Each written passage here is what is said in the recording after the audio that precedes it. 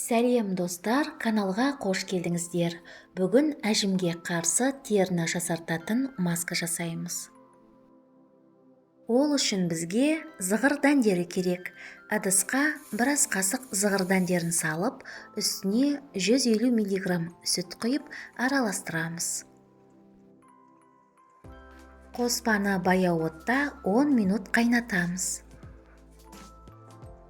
Зығыр дәндерінде теріні зиянды радикалдардан қорғайтын антиоксиданттар бар.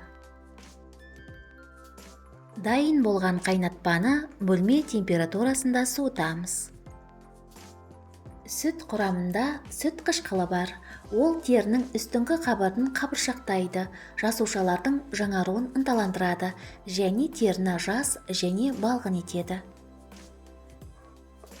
Маска негізі тегіс болып шығу үшін дәке арқылы сүзіп аламыз.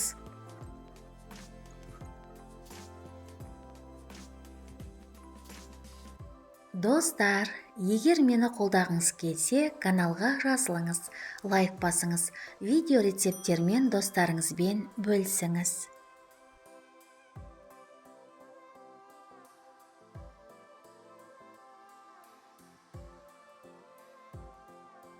Дайын болған маска негізіне біраз қасық жүгері крахмалын салып, жақсылап араластырамыз.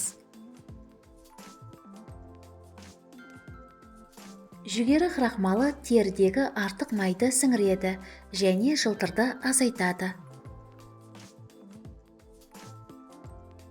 1 шай қасық глицерин қосамыз.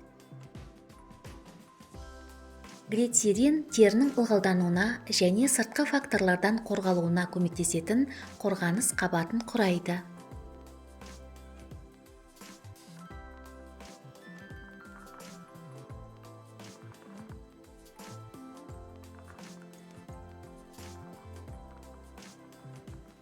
Төрт-бес тамшы С дәруменін қосамыз. С дәрумені терінің қаттылығын арттырады және әжімдердің пайда болуын азайтып, коллаген өндірісін ынталандырады.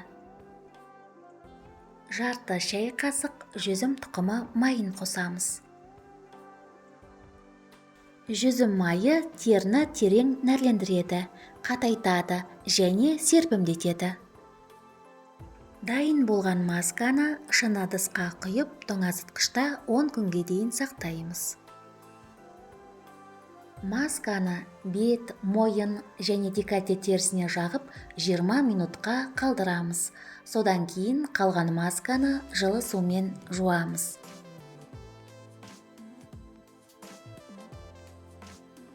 Бұл маска теріні қатайтады және тегістейді. Әжімдердің санын азайтуға көмектеседі. Оны жұмсақ әрі жібектей етеді.